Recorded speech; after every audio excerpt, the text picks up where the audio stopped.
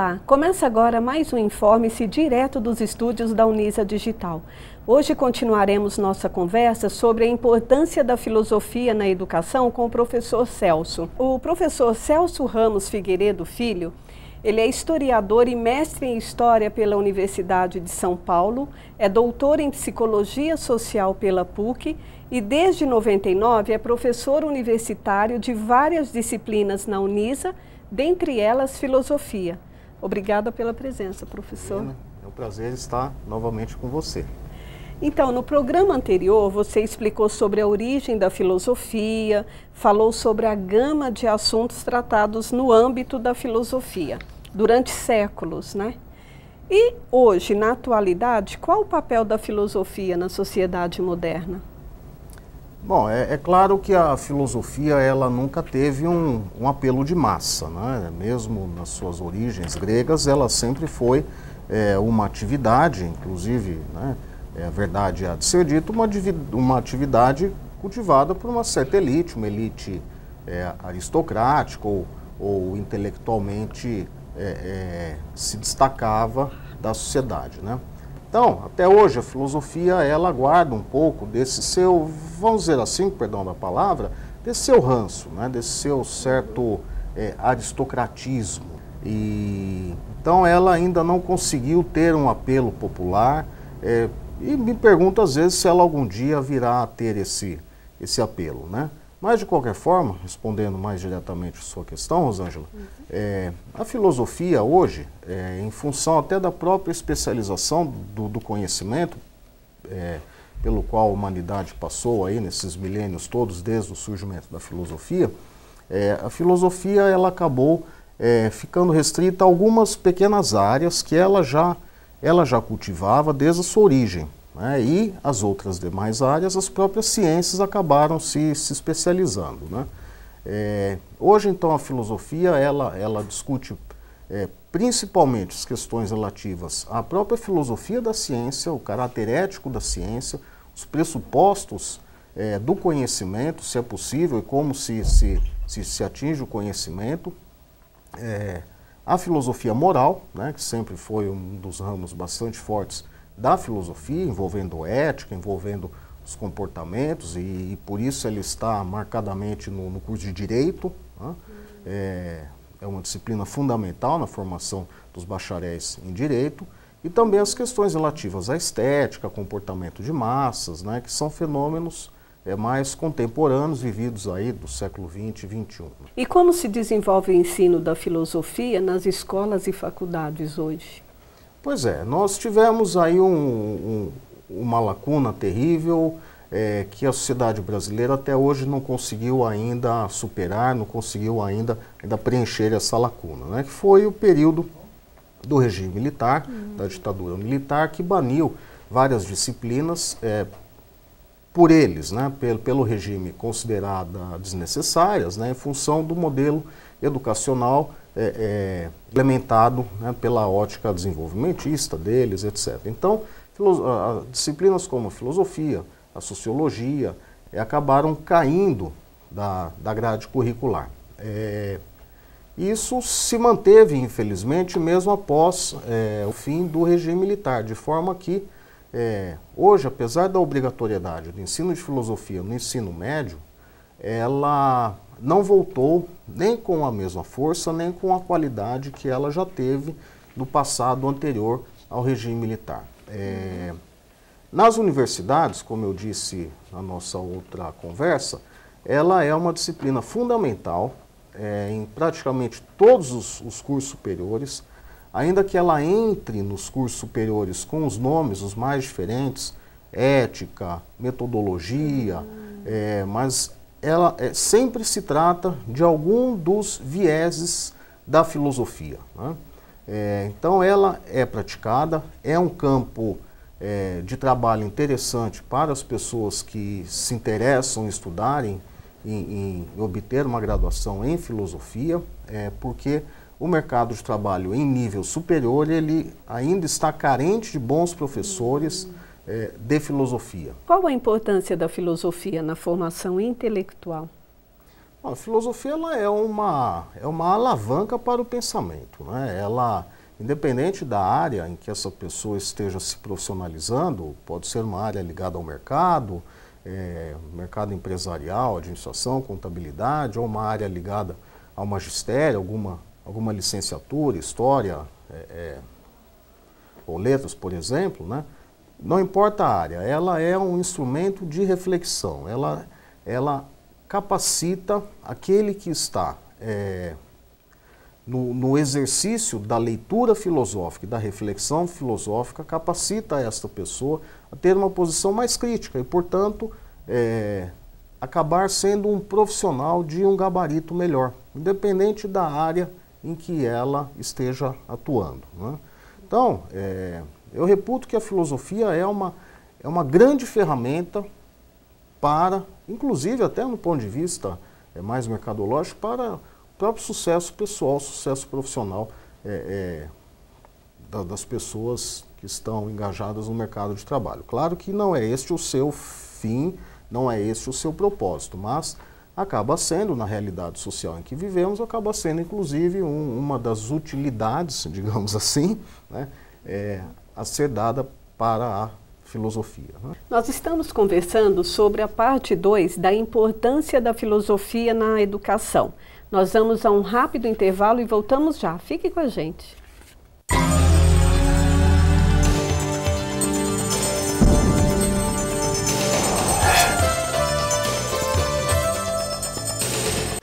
Nós somos do Bloco da Mulher Madura. Gostamos de pintura, costura. Somos linha dura, mas sem perder a compostura. Temos jogo de cintura. Não temos censura, mas homem desprevenido a gente não atura. Nem pra uma aventura. Um cara consciente é tudo que a gente procura. Um homem que esteja à nossa altura. Aí, esquenta a temperatura. Jura? Use camisinha, é coisa de mulher segura. Sexo não tem idade pra acabar. Proteção também não.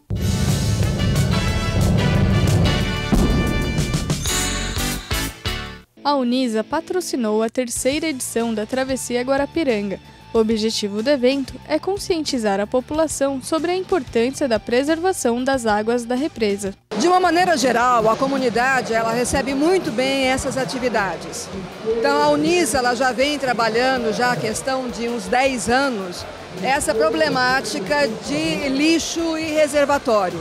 Evoluiu principalmente na consciência das pessoas que imaginam a represa do Guarapiranga totalmente fora do contexto e fora do que de fato é a qualidade das águas. Os cursos de Biologia, Educação Física, Enfermagem, Fisioterapia e Psicologia participaram da travessia prestando serviços à comunidade.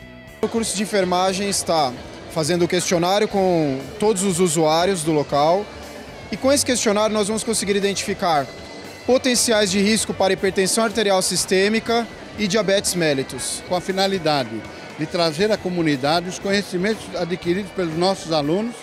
Hoje o curso está oferecendo jogos ambientais com a temática água. Nós estamos também trabalhando uma gincana de coleta seletiva, além de teatros com fantoches, versando sobre a importância da represa. Os competidores da prova de natação também apoiam a iniciativa ambiental. Já participo desde o mês de 2007 já. Aí venho treinando bastante no meio da semana. É legal assim fazer um evento para mostrar que tem pessoas que se importam com a conscientização. E até a nova geração já sabe por que é importante cuidar da natureza. Pro mundo viver melhor.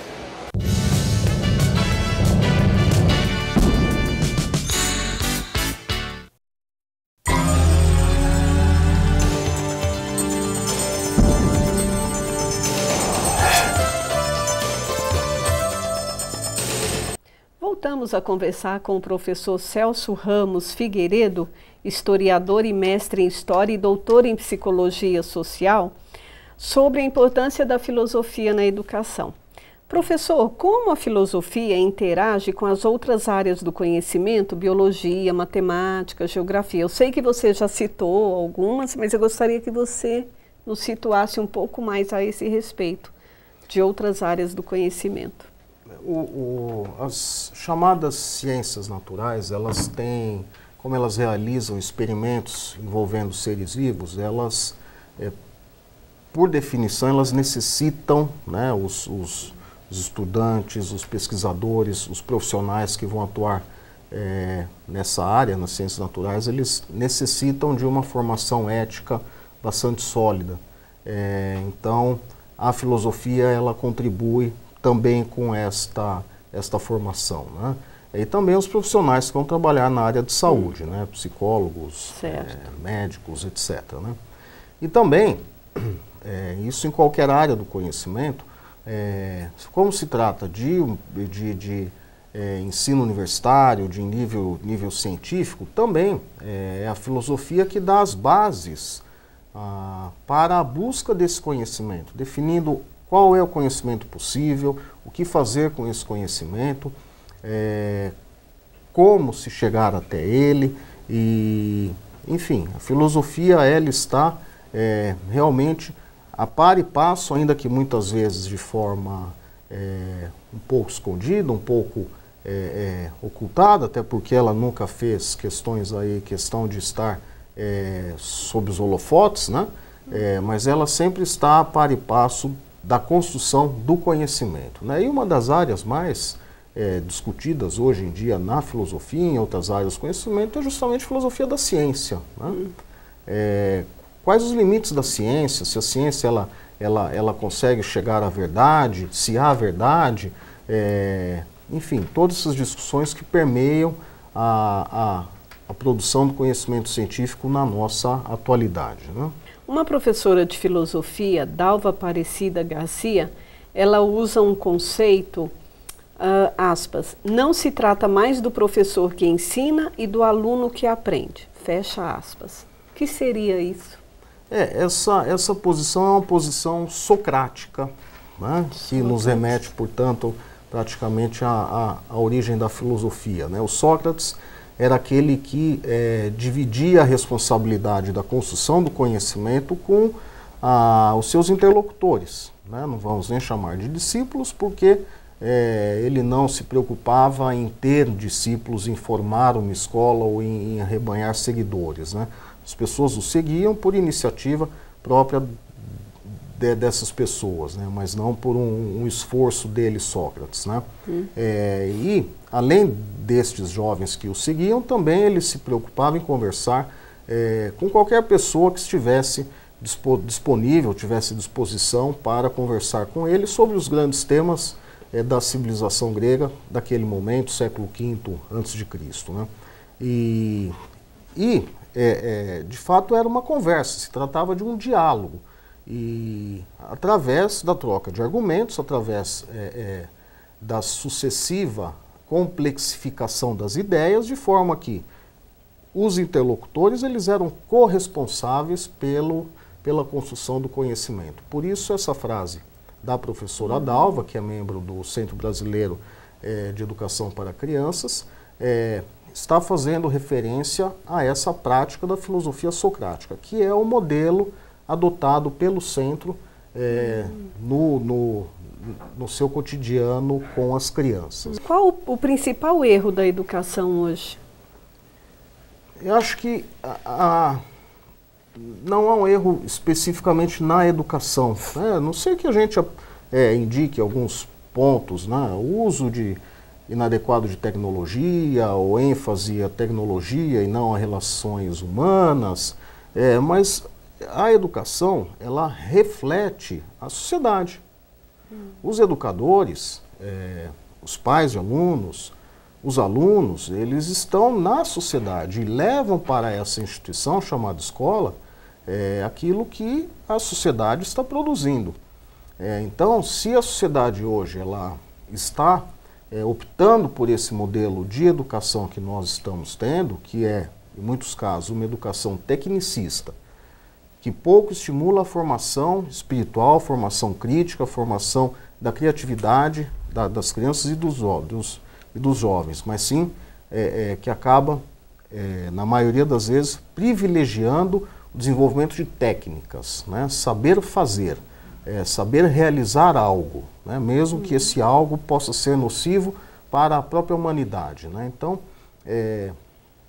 Este é o modelo de educação que está prevalecendo, de um lado. E de outro lado, é uma educação que se resume apenas à introdução do jovem, da criança, do jovem, nas primeiras letras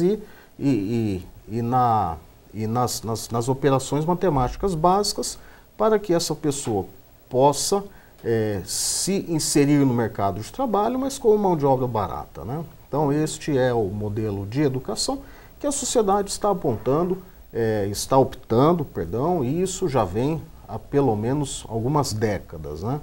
E o resultado é este que nós estamos vivendo hoje em termos de qualidade na formação espiritual das pessoas, né? E claro, né, só um adendo aqui, Rosângela, se me permite, quando eu utilizo a palavra espírito, certamente não estou fazendo no sentido religioso, mas sim na formação daquilo que os gregos consideravam a alma, né? Como o senso de justiça, o senso de beleza, é nesse sentido que eu uso a palavra espírito. A consciência. Né? A consciência, claro, cidadã, né? E esse seria o verdadeiro processo educacional. Sim, que é já que estamos dentro da discussão da filosofia, que é a formação do homem grego, que é a chamada paideia grega, né? O homem grego, ele não era visto por partes, né? Ele não se falava em inteligências múltiplas, né? Como hoje se fala, e não se dividia corpo e mente, era um homem íntegro, né? Ou melhor dizendo, integral, né? Então ele era tanto a sua inteligência quanto a sua cidadania, né? O seu zelo cívico, como também o seu próprio corpo, porque ele precisaria, para ser um bom cidadão e ser um fiel seguidor da pátria, ele teria que ser também uma pessoa saudável, né? Nós estamos conversando sobre a importância da filosofia na educação com o professor Celso. Nós vamos a um rápido intervalo e voltamos para o último bloco. Fique com a gente, voltamos já.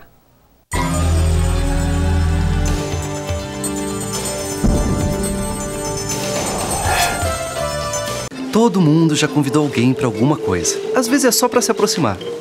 Aceita essa dança? Ou para ver os amigos. Você bola quarta, hein? Às vezes é para a vida toda. Quer casar comigo? Doe sangue e convide alguém a fazer o mesmo. Entre para a corrente sanguínea.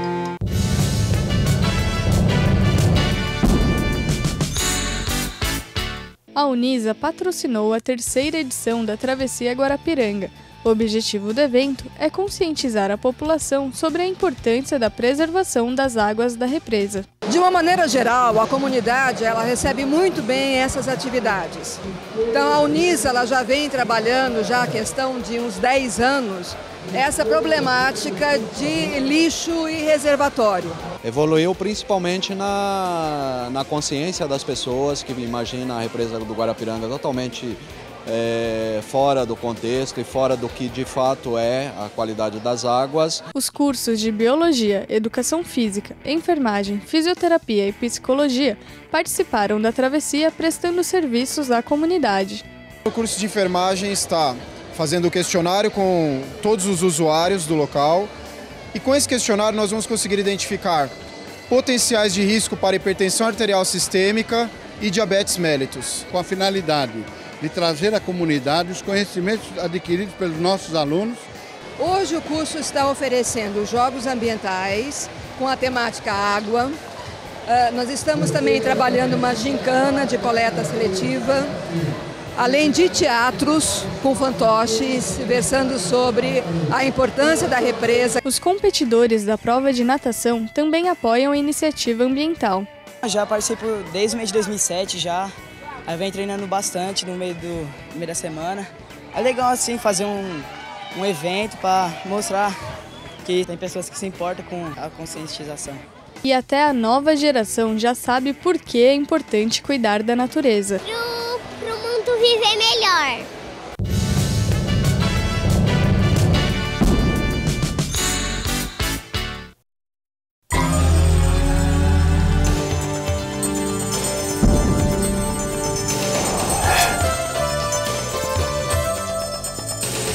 Voltamos para o último bloco da nossa conversa sobre a importância da filosofia na educação com o professor Celso Ramos Figueiredo Filho.